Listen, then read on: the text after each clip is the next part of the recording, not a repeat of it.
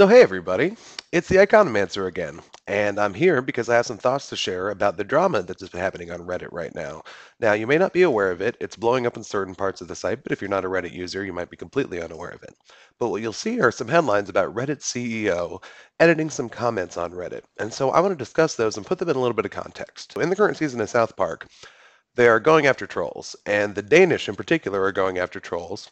And they've invented a program called Troll Trace, which ostensibly will give everybody in the world the ability to see everybody else's past internet history, every comment they've made, every email they've sent, everything, all of their online interactions. And the idea is they're going to use this to protect people from trolls, and they're going to make sure that no one ever gets trolled again.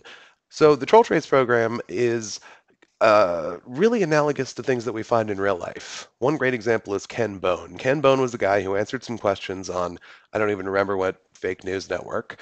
He actually did an AMA on Reddit using his real Reddit account, which included his past likes and comments on things like the kind of pornography that he was into. And by the way, this became mainstream news. I mean, CBS News, CNN, all of these major mainstream news sources ran this guy's internet history as news because that's how desperate they are for views. And that's what happens when you suddenly get burst into the spotlight and you have an internet history.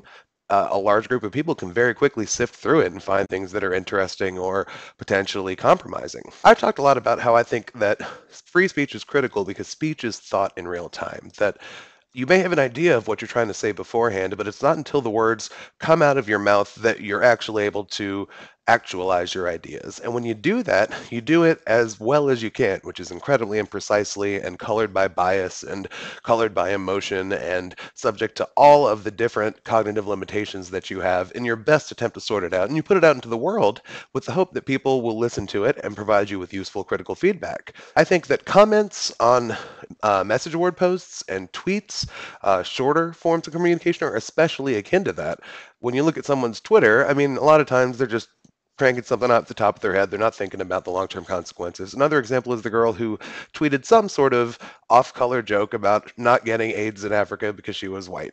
And by the time she landed, she had lost her job. So when South Park talks about Troll Trace, it's talking about a real life phenomenon that actually is out there, that if you happen to get elevated into the spotlight at the wrong time, you're guaranteed to get thrust into the spotlight and have all of your darkest secrets aired. That's part of the reason I make so many videos and gaming videos. I'm sort of like, hey, why don't you go through the hundreds of hours of Rocket League that I've played and find every off-color thing that I've said? Good luck with that. This applies to you. This applies to you if you've ever used Facebook or Reddit, Twitter, WhatsApp, Kik, Hangouts, if you've ever left comments on YouTube. There's some sort of record of it out there, and you may have gone and deleted those accounts, but it doesn't matter.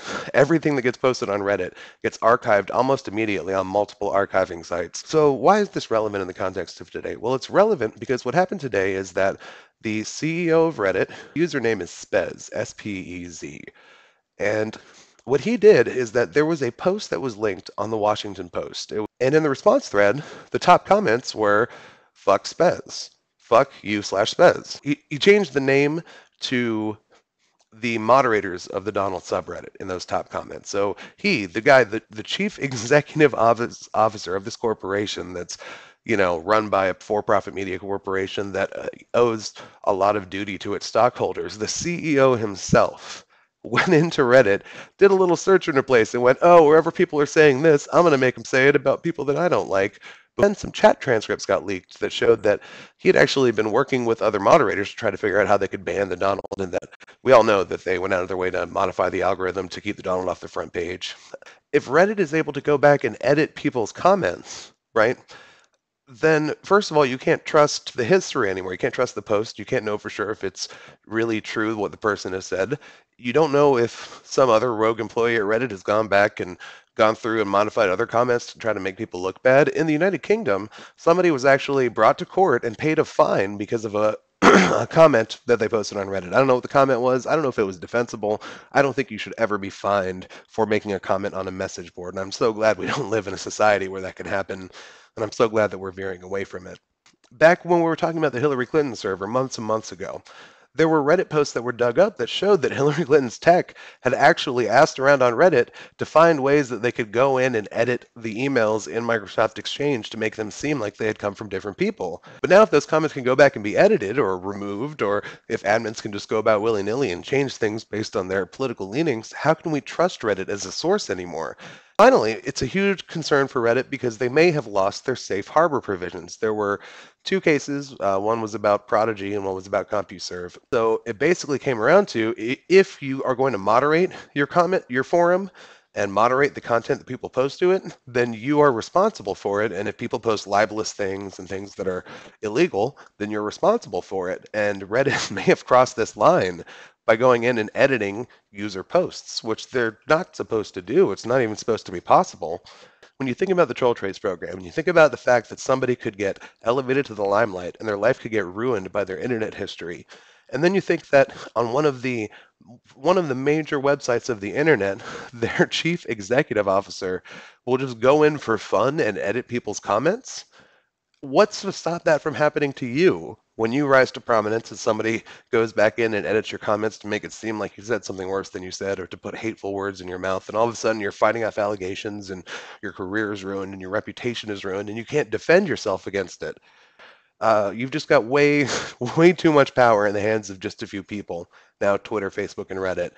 There are new sites coming out. There's Vote, there's Minds, there's Gab.ai. I haven't picked one in particular. I've checked them out. They look kind of cool. But I do think that we have to move away from these platforms because the control that they're exerting over us and trying to exert, it's clear that Facebook is going after pro-Donald Trump stuff. Right? They're not worried about fake news all across the board. They're focused on what their moderators' political views are. And when you look at Twitter and they're verifying the account of the Muslim Brotherhood and doing nothing about these sort of extremely hateful anti-Semitic comments and violent violent encouragement to do terrible things. They don't do anything about that, but then they ban Milo Yiannopoulos. You know that you're dealing with people who are ideologues. They're not doing this for reasons that are valid, and I don't know that they can be trusted. So those are my thoughts. That's why I wanted to let you know about the Reddit thing, and I will see y'all later.